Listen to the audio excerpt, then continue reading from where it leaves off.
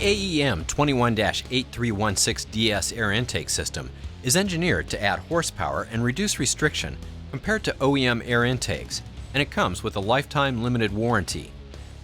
AEM intakes utilize a reusable dry flow air filter. These oil-free filters are durable and very easy to clean. AEM 21-8316DS air intake fits 2012 and 2013 Jeep Wrangler models with a 3.6-liter engine. See the AEM catalog or aemintakes.com for complete model list and details. This air intake system is not legal for highway use in California or other states adopting California emission standards. Check aemintakes.com for up-to-date information on emissions legality for specific parts on specific vehicles. AEM power testing showed an estimated power gain of 14 horsepower at 5,750 RPM, with this air intake installed on a 2012 Jeep Wrangler with a 3.6-liter engine. Actual results will vary depending on the condition of the vehicle, mileage, weather, and other variables. Here's a comparison of the car's sound on the dyno with the stock OEM system versus AEM's air intake system.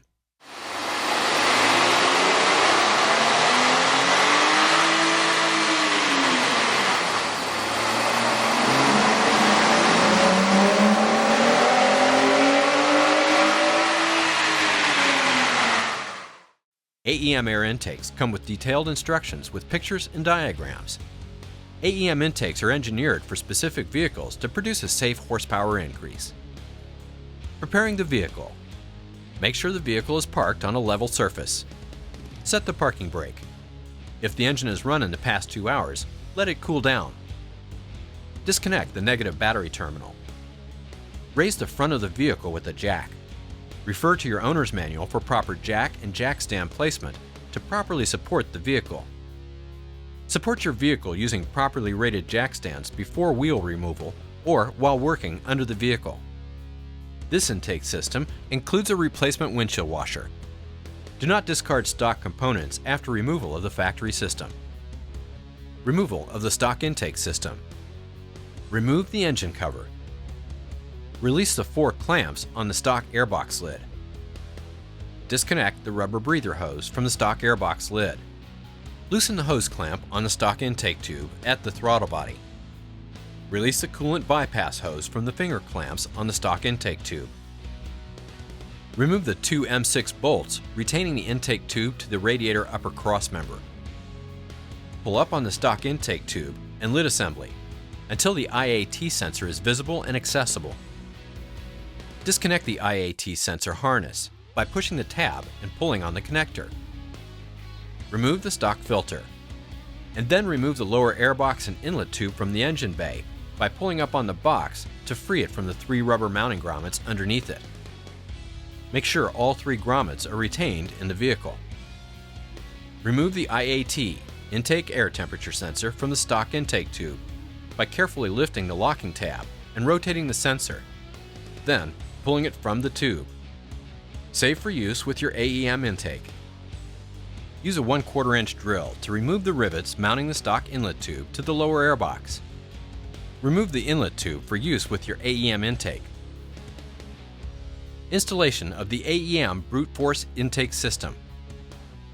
Install the 3 plastic airbox mounts using 3 M6 by 12 mm bolts and 3 split washers inside your new AEM lower airbox, and fully tighten them. Insert 2 M6 button head bolts into the drilled out holes inside the stock inlet tube you removed in a prior step.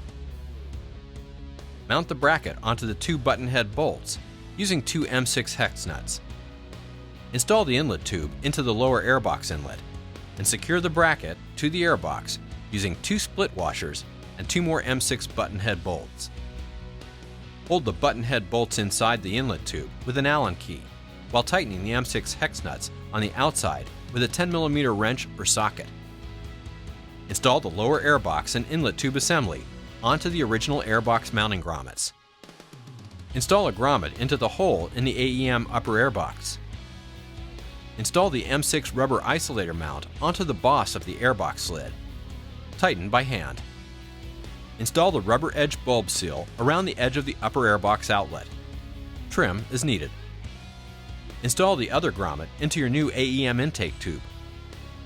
Install the stock IAT sensor into the grommet in the intake tube, using glass cleaner for lubrication.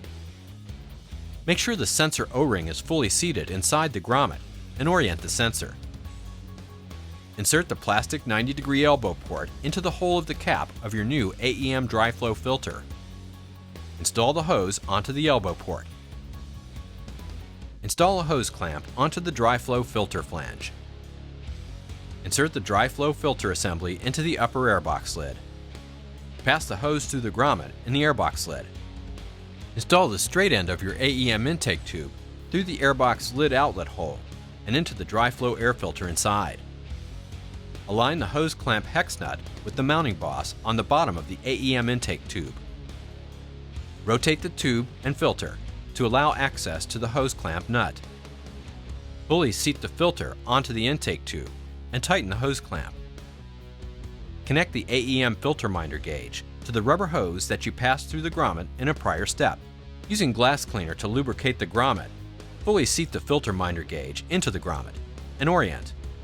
Make sure the yellow needle is pointing to the green section.